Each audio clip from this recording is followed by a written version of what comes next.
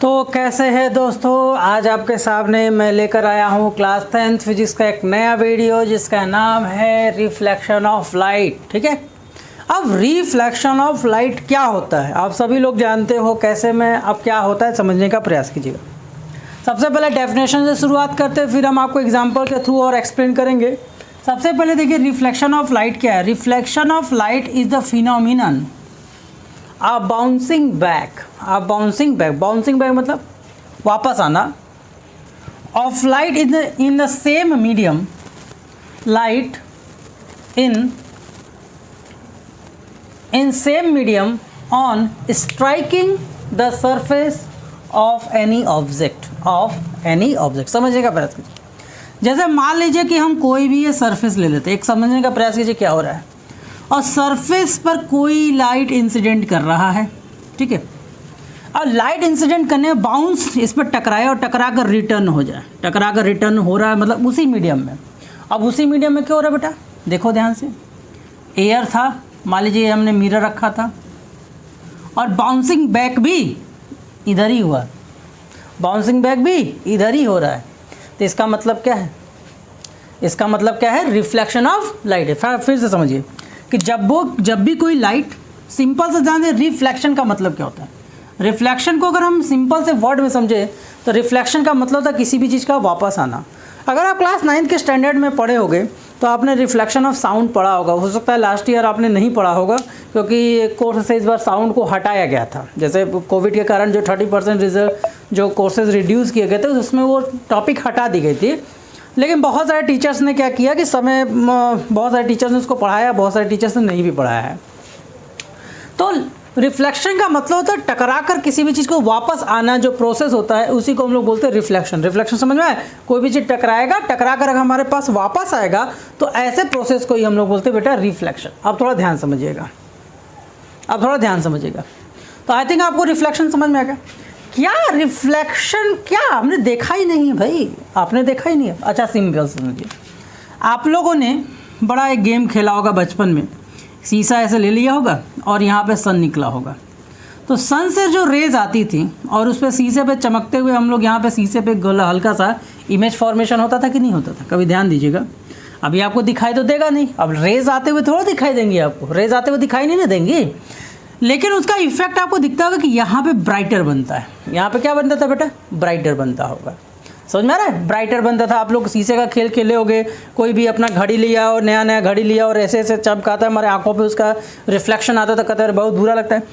सबसे बड़ी बात तो ये समझिए कि जो भी चीज़ें हम देख पा रहे हैं, चाहे आप मेरे वीडियो को देख रहे हो, चाहे आप एटमॉस्फेयर में कोई भी चीज़ जो आप देख रहे हो, क्या अर्थ पे प्रेजेंट कोई भी चीज़ देख रहे हो, तो देखने का पॉसिबिलिटी, देखने का तरीका क्या होता है। जैसे मान लीजिए फ्लावर है, मेरा ड्राइंग थोड़ा सा बेकार है, मान लीजिए ये फ्लावर है, ठीक है। और अगर हम इस फ्लावर को वॉच कर रहे हैं तो इस फ्लावर को हम तभी वॉच करेंगे जब लाइट इस पर पड़ेगी। ध्यान समझिएगा, जब इस पर लाइट पड़ती है और लाइट पड़ने के बाद हमारे आंखों में उसका रिफ्लेक्शन होता है। अरे कहोगे ऐसा कैसे हो सकता है सर, हम नहीं मानते। अच्छा चलिए आपको एक एग्जाम्पल देते हैं, आप लोगों को बड़ा अच्छा लगेगा। अब तो देखो बेटा एक बात बताओ, आपके घरों में कभी येलो लाइट जला है? मतलब पहले जो 100 वाट या 60 वाट के बल्ब आते जिसमें येलो रोशनी होती थी, नहीं ना, कभी देखा है? देखा होगा या नहीं देखा होगा। अच्छा एक प्रैक्टिकल करना चाहो तो थोड़ा सा 10 रुपये आपका खर्च होगा, कर सकते हो। जो आजकल तो हम लोग हर लोग LED बल्ब यूज़ करें, इसलिए वाइट लाइट है। दिन में क्या करो कि रेड कलर का कपड़ा देखो, दिन में कोई रेड कलर का कपड़ा आपको रेड दिख रहा है, लेकिन जब वहीं पर ये वाला बल्ब, इस तरह का बल्ब होता है, ये 10-20 रुपये का आपको मिलेगा, इसको लगाओगे। अब यहाँ पे रेड कलर के कपड़े को देखो, आपको कलर इफेक्ट अलग दिखाई देगा, आपको रंग ही नहीं समझ में आएगा, आपको लगेगा कुछ और कलर है। आज हम लोग रात में भी कलर का काम कर लेते हैं, लेकिन पहले क्या होता था, जो भी कलर वाले वर्क होते थे वो दिन में ही किए जाते थे। क्यों? क्योंकि दिन में ही कलर की हम लोग ऑब्जर्वेशन ले पाते, दिन में ही हम लोग कलर की पहचान कर पाते थे। रात में हम लोग कलर की कोई पहचान नहीं हो पाती थी। रीज़न क्या है कि उस समय सिर्फ एक ही लाइट थी, that is called sodium light. इसको हम लोग सोडियम लाइट बोलते हैं, पीले रंग का लाइट है। समझ में आ रहा है कि नहीं आ रहा है? अगर लाइट प्रेजेंट नहीं हो, अगर अच्छा एक और समझिए, मान लीजिए कमरे में एकदम अंधेरा कर दिया जाए, कमरा चारों तरफ बंद है, तो क्या आप अपने हाथों को भी देख पाते हो? क्या आप किसी भी चीज़ को देख पाते हो? कहोगे नहीं। क्यों भाई? क्यों नहीं देख पाते हो? क्योंकि वहाँ पे लाइट प्रेजेंट नहीं है, और लाइट प्रेजेंट नहीं होता है तो हम कुछ भी अपनी तरफ देख नहीं पाते। अच्छा चलिए मान लीजिए नीचे आपका लाइट है, आसमान में देखा हो, जब आप आसमान में दिन में नहीं रात में देखते हो तो सिर्फ अगर तारे न रहे तो आपको अंधेरा अंधेरा दिखाई देता है कि नहीं दिखाई देता है? मान लीजिए तारे टिमटिमाते हैं, उसके अगल बगल में कोई कलर दिखाई देता है? क्यों नहीं दिखाई देता भाई? अब यहाँ पे आपको सोचने वाली बात है, क्यों नहीं दिखाई देता है? तो उन सब के पीछे रीज़न है बेटा लाइट का रिफ्लेक्शन होना। और चलिए एग्जाम्पल के शुरू में देखते हैं। अच्छा एक बात बताइए, दिन में जैसे आपको रात में, जैसे अभी मैं वीडियो बना रहा हूँ, रात का टाइम है तो मैंने बहुत सारे बल्ब जलाए हुए हैं अपनी साइड में। क्या दिन में आपके घरों की बल्ब ऑफ होते हैं? ध्यान समझिएगा, दिन में आपके घरों के बल्ब ऑफ होते हैं, फिर भी आपके कमरे में अच्छी खासी रोशनी होती है कि नहीं होती? फिर भी आप कमरे में अपना सारा काम कर लेते हो कि नहीं कर लेते हो? कैसे कर लेते हो भाई? कैसे आपके पास वो लाइट आया? समझो बात को। अब वो लाइट आपके पास कैसे आया, इसकी तो समझना पड़ेगा। तो कैसे आया, अब थोड़ा समझो कि होता क्या है कि सन तो आपके कमरे में घुसे नहीं है, या सन की डायरेक्ट रोशनी तो आ नहीं रही। होता क्या है, मान लीजिए आपका रूम है और इधर सनराइज़ है या सन जो भी है, और बहुत जगहों पर क्या बेटा सन ऐसे ऐसे पड़े हुए हैं, तो उनका रिफ्लेक्शन होता है। अब कहोगे सर अच्छा अगर रिफ्लेक्शन होता है, मान लेते हैं कि आपने कहा कि रिफ्लेक्शन, तो सर जो मिरर में हम रिफ्लेक्शन देखते हैं, ध्यान समझिएगा, जो मिरर में जो कोई लाइट आता है तो उसका तो जब इधर रिफ्लेक्ट होता है तो उसका एक शाइन बनता है, तो हमारे तरफ शाइन क्यों नहीं बनता है? बिल्कुल आपके दिमाग में क्वेश्चन आया। बात समझिएगा मैं क्या बताना चाह रहा हूँ कि जो रिफ्लेक्शन में क्या होता है कि कुछ तरह, दो तीन तरह के रिफ्लेक्शन, हमारे दो तरह के रिफ्लेक्शन हम लोग देखेंगे। एक होता है रेगुलर रिफ्लेक्शन और एक क्या होता है इरेगुलर। अभी मैं बताऊंगा, समझने का प्रयास कीजिएगा। तो होता क्या है कि जब भी कोई लाइट, अब जो मिरर पे कोई लाइट पड़ती है, कोई बहुत ज़्यादा पॉलिश सरफेस होती है तो उसका लाइट का इफेक्ट हमको, जैसे कि शीशे को लेकर धूप में जो चमकाते हैं अंधेरे की तरफ तो उसका लाइट दिखता है, लेकिन इसका लाइट आपको समझ में नहीं आता, लेकिन हाँ प्रेजेंस होता है, मतलब कोई शेडो या कोई शार्प इमेज बनता हुआ दिखाई नहीं देता है। ठीक है, इसीलिए हम लोग इमेजेस, इसीलिए ऐसा क्यों होता है अभी हम एक्सप्लेन करेंगे। पहले आप इसको नोट कर लीजिए, फिर हम आपको बताते हैं रिफ्लेक्शन कितने टाइप्स के होते हैं। चलिए फटाफट इसे नोट करिए। तो जैसा कि मैंने आपको बताया कि दो तरह के रिफ्लेक्शन होते हैं। कौन कौन से रिफ्लेक्शन होता है? एक होता है रेगुलर रिफ्लेक्शन होता है और एक इरेगुलर रिफ्लेक्शन होता है। What is the difference between them, अभी मैं एक्सप्लेन करूंगा, आप समझ जाओगे। सबसे पहले ध्यान दीजिए रेगुलर रिफ्लेक्शन का मतलब। रेगुलर रिफ्लेक्शन या सबसे पहले हमें समझना होगा रिफ्लेक्टिंग सरफेस को। ठीक है, तो रिफ्लेक्टिंग सरफेस का मतलब क्या होता है? आप जानते हैं कि कोई भी सरफेस हो जिस पे लाइट आ रही हो और लड़ने के बाद वो लाइट दूसरी तरफ ट्रैवल करके निकल जा रही हो। कोई लाइट आ रही हो, उस पर इंसिडेंट हो और उस पॉइंट पे स्ट्राइक करे, स्ट्राइक करके बाउंस बैक हो जाए, इसी को हम लोग कहते हैं। लेकिन बेटा एक बात समझो, दरअसल हर एक सरफेस परफेक्ट प्लेन नहीं होता। हर एक सरफेस की अगर हम बात करें तो परफेक्ट प्लेन नहीं होगा। अगर उसको माइक्रोस्कोपिक में देखोगे तो वो क्या होगा, कुछ जिगजैग मोशन में ऐसा समथिंग होगा। ठीक है, कुछ जिगजैग मोशन भी उनका होता है। ध्यान समझिएगा मैं क्या कह रहा हूँ। अगर मैं क्या देखूँ, अगर आप देखोगे तो वो परफेक्ट प्लेन नहीं होता, कुछ परफेक्ट प्लेन नहीं होता। होता क्या है कि जब लाइट पड़ती है तो क्या होता है कि वो उनका मल्टीपल रिफ्लेक्शन होना शुरू हो जाता है, परफेक्ट प्लेन नहीं होता है। अब परफेक्ट प्लेन का मतलब, परफेक्ट प्लेन तो दुनिया में कोई भी चीज़ माइक्रोस्कोपिक में जाओगे तो हल्का फुल्का ऊपर नीचे हो गई, लेकिन उसका जो प्लेन सरफेस होना चाहिए वो ऐसा होना चाहिए कि लाइट के वेवलेंथ से कम हो। लाइट के वेवलेंथ से क्या हो बेटा, कम हो। ठीक है, अब समझिए बात को। अब आते हैं रेगुलर सरफेस में। रेगुलर सरफेस में जो होता है एकदम पॉलिश सरफेस है, जस्ट लाइक माई बोर्ड, ठीक, या मिरर, एकदम पॉलिश सरफेस हो। जितना प्लेन सरफेस, आपका भी ध्यान देना, जो सरफेस जितना ज़्यादा स्मूथ प्लेन होगा वो उतना अच्छा आपको दिखता होगा, उसका कलर इफेक्ट अच्छा आपको समझ में आता होगा। देखिए होता क्या है, मान लीजिए हम एक एग्जाम्पल ले रहे हैं प्लेन मिरर का। किसका एग्जाम्पल ले रहे हैं? प्लेन मिरर का। ये जो आप प्लेन मिरर देख रहे हो, ध्यान समझो, ये जो आप प्लेन मिरर देख रहे हो, तब प्लेन मिरर में क्या होता है, मान लीजिए कि कोई 3 लाइट इंसिडेंट करके ऐसे आते हैं। मान लीजिए 3 लाइट ऐसे इंसिडेंट कर रहे हैं पैरेलली। ध्यान समझिएगा, 3 लाइट्स आर इंसिडेंट पैरेलली। जब कोई लाइट इंसिडेंट करता है पैरेलल, तो रिफ्लेक्शन के बाद भी पैरेलल ही रहता है।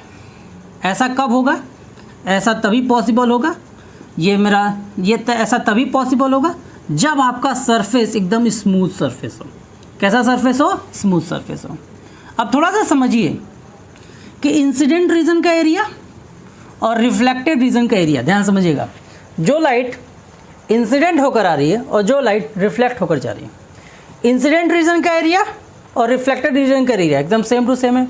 लाइट जैसे आई और बीच का जो ये स्पेस है बिल्कुल वैकेंट है, इसमें लाइट, जो भी लाइट है रिफ्लेक्ट वाली लाइट नहीं है। जो जैसे लाइट इंसिडेंट की वैसी लाइट रिफ्लेक्ट की पूरी नियरली अबाउट 100% आया, पूरा का पूरा रिफ्लेक्ट हो गया। यही हम जब प्लेन मिरर करते हैं तो मिरर में क्या होता है, सन के सामने रखते हैं, सन के सामने जब हम प्लेन मिरर को रखते हैं तो सन का जो लाइट आता है तो उसका हमें ब्राइट इमेज यहाँ पे दिखाई देता है। मतलब ब्राइट लाइट यहाँ दिखाई देता है कि नहीं दिखाई देता? बोलिए, दिखाई देता कि नहीं? तो क्यों भाई? क्योंकि जो लाइट जिस एंगल पे पड़ी, जितनी पड़ी, उसी एंगल को लेते हुए उसकी इंटेंसिटी एकदम सेम टू सेम पहुँच जाती है, जिससे वहाँ पे आपको लाइट का इफेक्ट दिखाई देने लगता है कि हाँ यहाँ पे लाइट का रिफ्लेक्शन ऑकर हो रहा है। लेकिन जब हम इरेगुलर रिफ्लेक्शन की तरफ बढ़ेंगे, ध्यान समझिएगा, लेकिन जब हम इरेगुलर रिफ्लेक्शन की ओर बढ़ते हैं तो होता है क्या कि इनके जो सरफेस होते हैं वो परफेक्ट प्लेन नहीं होते। इनके जो सरफेसेस होते हैं वो परफेक्ट प्लेन नहीं होते हैं। ध्यान समझिएगा मैं क्या करूँ। जो इरेगुलर सरफेसेस होते हैं उनके परफेक्ट प्लेन तो होते नहीं है। अब मान लीजिए कोई 3 पैरेलल लाइंस आर इंसिडेंट, मान लीजिए कोई 3 पैरेलल लाइन को हम इस पर इंसिडेंट करा रहे हैं, ठीक है। अब देखिए ध्यान से, अब ये इस पर लड़ा, इसका रिफ्लेक्शन इधर हुआ, फिर ये रिफ्लेक्ट करके ऐसे ऊपर निकल गया, फिर ये देखिए ये ऐसे आया, ये इसका रिफ्लेक्शन ऐसे चला गया। मान लीजिए ये रुके, इसको ऐसे मैंने लिया और ये मान लीजिए ऐसे निकल गया। अब ये ऐसे आया और ये इसको मैं ये आया और ये ऐसे निकल गया, मान लीजिए ऐसे रिफ्लेक्ट होकर निकल गया। समझ रहे हैं बात को? अब इधर ध्यान दीजिए। तो यहाँ पे जो अनइंसिडेंट लाइट का रीजन का एरिया था और रिफ्लेक्टेड लाइट के रीजन का एरिया था वो क्या हो गया बेटा? इंक्रीज कर गया।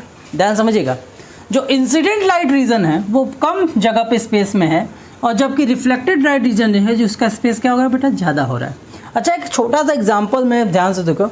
आप कमरे में हो, बंद कमरे में, अगर आप 15 वाट या 7 वाट की LED बल्ब जलाते हो तो आपको सफिशिएंट एनर्जी लगता है कि हाँ सफिशिएंट लाइट लगता है, हाँ लाइट अच्छा है, इसमें हम पढ़ सकते हैं, लिख सकते हैं, ऐसा होता है ना। लेकिन उसी लाइट को आप छत पे ले जाओ या एक बड़े से हॉल में लगा दो, तो क्या वो लाइट आपको सफिशिएंट फील लगता है? बोलिए, लगता है? नहीं लगता है ना। तब आपको लगता है कि नहीं और लाइट होना चाहिए, और लाइट होना चाहिए। क्यों ऐसा हुआ?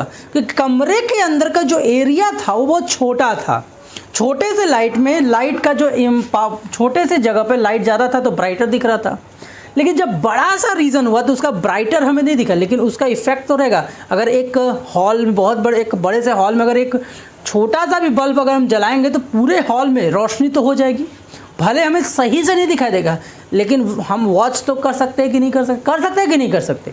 तो यही कारण होता है कि जो इंसिडेंट लाइट, इरेगुलर रिफ्लेक्शन में जो होता है, जो इंसिडेंट लाइट होती है उसकी लाइट क्या होती है? रिफ्लेक्शन के बाद उसका जो एरिया होता है, जो उसका सरफेस एरिया होता है वो इंक्रीज़ कर जाता है। ध्यान समझिएगा, उसका जो सरफेस एरिया होता है वो क्या होता है बेटा? इंक्रीज़ कर जाता है। और इस सरफेस एरिया के इंक्रीज़ कर जाने के कारण, ध्यान समझिएगा, सरफेस एरिया के इंक्रीज़ कर जाने के कारण जो लाइट का इफेक्ट, जो इफेक्ट इसमें दिखाई, रेगुलर रिफ्लेक्शन में दिखाई देता है, वो इरेगुलर रिफ्लेक्शन में दिखाई नहीं देता है। अभी मैं रेगुलर का इरेगुलर का डेफिनेशन आपको मेरे वीडियो के चलते हुए उसमें आपको आया होगा, समझ गए? तो यही वो कारण है कि जिसके कारण रेगुलर रिफ्लेक्शन में हमें परफेक्शन दिखाता है और इरेगुलर में हमें परफेक्शन नहीं दिखाता है, क्योंकि इरेगुलर रिफ्लेक्शन में प्लेन ऑकर नहीं होता है। तो हमारे लाइट में, हमारे जो पूरे लाइफ में सबसे ज़्यादा जो रिफ्लेक्शन हमें दिखाई देता है वो ये दिखाई देता है। अब हम कैसे पहचान करेंगे कि रेगुलर रिफ्लेक्शन हो रहा है कि तो ये दिखाई देता है? दूसरा, आपको उस बोर्ड में अपनी इमेज जो भी, जैसे कि मान लीजिए रेगुलर रिफ्लेक्शन कर रहा है, तो उस रेगुलर रिफ्लेक्शन में आप जब देखोगे तो आपको उसमें अपना इमेज बनता हुआ दिखाई देगा। जैसे कभी कभी जब नई नई टाइल्स लगी हो, जब आपकी नई नई टाइल्स लगी तो उसमें आप देखोगे तो कभी कभी आपको अपना इमेज दिखाई देगा। तो कौन से लोग रेगुलर रिफ्लेक्शन, मिरर हुआ, मेटल्स हुआ, जो भी चीज़ें हैं जिनके भी सरफेस जितने स्मूथ होंगे, जितना ज़्यादा उसका सरफेस स्मूथ होता जाएगा उसका रिफ्लेक्शन रेगुलर होता जाएगा, और जितना ही उसका सरफेस रफ होता जाएगा वो रिफ्लेक्शन इरेगुलर रिफ्लेक्शन होगा। रेगुलर रिफ्लेक्शन में क्या होता है, लाइट जिस इंटेंसिटी से आती है रिफ्लेक्शन के बाद उसी इंटेंसिटी से रिफ्लेक्ट हो जाती है। मतलब इंटेंसिटी का मतलब होता है पर्टिकुलर रीजन में नंबर ऑफ लाइट का प्रेजेंस। और यहाँ पे क्या होता है, जिस इंटेंसिटी से लाइट इंसिडेंट होती है रिफ्लेक्शन के बाद उसकी इंटेंसिटी डिक्रीज़ कर जाती है, जिसके कारण रिफ्लेक्शन तो होता है, समझ में भी आता है, लेकिन उसका कोई इफेक्ट, मतलब उसका जो परफेक्ट इफेक्ट हमें दिखाई नहीं देता है। यही कारण है कि आप कमरे में कोई लाइट जलाते हो, कमरे में लाइट जलाओगे, बाहर की हल्की रोशनी आ जाती, कहीं पे भी अगर कोई लाइट जल रही है तो उसका मल्टीपल रिफ्लेक्शन होने के कारण आपको दिखाई दे दिन में। यही कारण है कि सूरज की लाइट डायरेक्ट आपके कमरे में न पड़ते हुए भी, धूप आपके कमरे में नहीं आ रहा है, फिर भी आपको कमरे में सब कुछ दिखाई देता है, क्योंकि ये सारा का सारा जो फिनोमिनन है वो रिफ्लेक्शन ऑफ लाइट के कारण। आई थिंक आपको रिफ्लेक्शन ऑफ लाइट बहुत अच्छे से समझ में आ गया हो। चलिए आप लॉज ऑफ रिफ्लेक्शन पर आते हैं, तब तक इसे नोट कर लीजिए आप। चलिए अब आते हैं नेक्स्ट, जो हमारा इस आज का एंडिंग टॉपिक है। क्या है? Laws of reflection of light. क्या है, मैंने लिख दिया है, अब एक्सप्लेन करते हैं। द इंसिडेंट रे आपका ये है, नॉर्मल रे ये है, reflected ray, all are lie in a same plane. Lie in a same plane का मतलब क्या है? जैसे मान लीजिए ये बोर्ड आपका सरफेस है, बोर्ड आपका क्या है? सरफेस है ये। अब बोर्ड पे जो लाइट आ रही है, ध्यान समझिएगा, जो बोर्ड पे आपकी लाइट आ रही है, ये जो बोर्ड आप देख रहे हो, जो बोर्ड पे एक लाइट आ रही है कि नहीं आ रही है, और नॉर्मल रिफ्लेक्शन भी इसी बोर्ड पे होगा और रिफ्लेक्टेड एंगल भी इसी पर होगा। ऐसा नहीं होगा कि इंसिडेंट एंगल इस बोर्ड को टच करते हुए आ रहा हो और रिफ्लेक्शन बोर्ड के पीछे से हो, या रिफ्लेक्शन एंगल बोर्ड पे टच कर रहा हो और रिफ्लेक्शन यहाँ से हो। ऐसा नहीं होगा, दोनों का जो प्लेन होगा वो एक जैसा होगा। मतलब लाइन है सेम प्लेन। सेम प्लेन का मतलब जैसे कागज़ है, कागज़ के एक तरफ अगर एंगल ऑफ इंसिडेंट रिफ्लेक्ट हो रहा है, angle of incident area incident rays आ रही है, तो रिफ्लेक्शन कागज़ के उसी सरफेस से होगा, उसके पीछे के सरफेस से नहीं होगा। यही इसका मतलब है, समझ में आया? अब आता है angle of incident is equal to angle of reflection. मतलब कि जिस एंगल से वो इंसिडेंट एंगल होगा आई, और जिस एंगल से वो इंसिडेंट होगा उसी एंगल से रिफ्लेक्ट भी होगा। ठीक है, अब ध्यान दीजिए। तो अब आप बहुत से बच्चों के दिमाग में आ रहा है, सर क्या एंगल ऑफ जो रूल है वो सिर्फ रेगुलर रिफ्लेक्शन के लिए एप्लीकेबल है कि इरेगुलर के लिए? दोनों के लिए बेटा। वहाँ पे इरेगुलर में क्या होता है? मल्टीपल रिफ्लेक्शन होता है। इरेगुलर में क्या हो रहा था?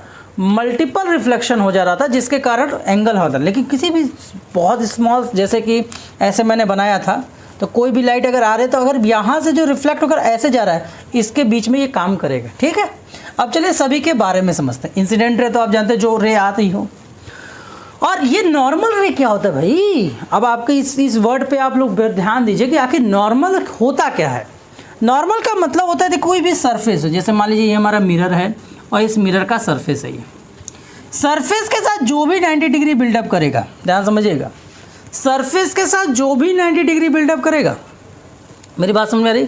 सरफेस के साथ जो भी 90 डिग्री बिल्डअप करेगा, जो भी 90 डिग्री बिल्डअप करेगा, उसी को हम लोग बोलते हैं नॉर्मल। उसी को हम लोग क्या बोलते हैं?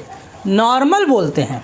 अब नॉर्मल क्यों बोला जाता है? कि जैसे अगर हम एकदम परपेंडिकुलर, अगर हम कोई सरफेस के एकदम 90 डिग्री बनाते हुए अगर रे को इंसिडेंट कराएं, अगर 90 डिग्री बनाते हुए रे को इंसिडेंट कराएं, ध्यान समझिएगा मैं क्या बोल रहा हूँ। अगर हम 90 डिग्री बनाते हुए किसी चीज़ को इंसिडेंट कराएं, किसको? 90 डिग्री नीचे बनाते हुए अगर हम किसी चीज़ को इंसिडेंट कराएं, तो रिफ्लेक्शन के बाद भी वो उसी पाथ पे चला जाएगा। मतलब दोनों का रास्ता सेम होगा।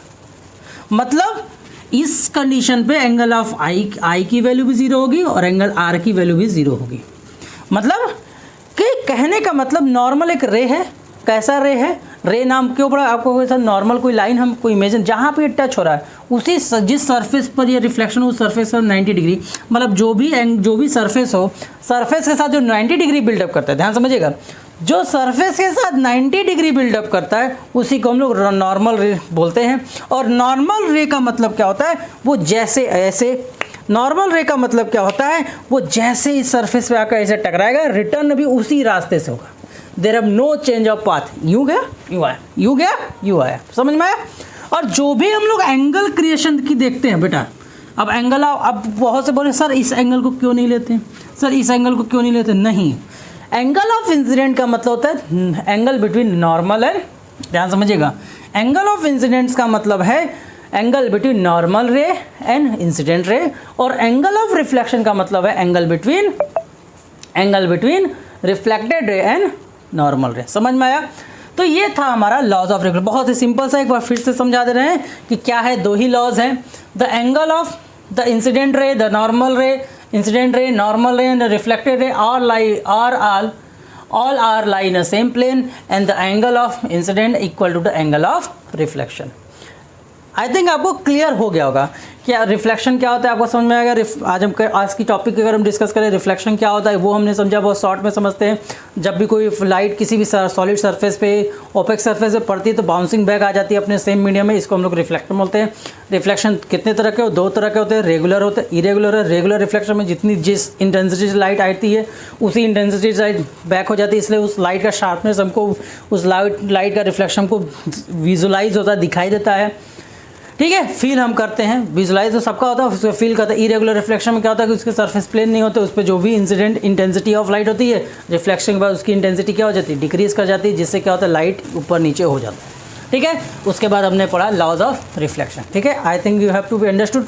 अब देखिए रिफ्लेक्शन जो होता है सबसे अच्छा किस पे होता है बेटा, मिरर पे होता है। तो नेक्स्ट वीडियो में हम लोग मिरर के बारे में डिस्कस करेंगे। आई थिंक आप इस वीडियो को देखना चाहिए। आपको वीडियो पसंद आया, लाइक करें, सब्सक्राइब करें, कमेंट करें, फॉरवर्ड करें। Thank you.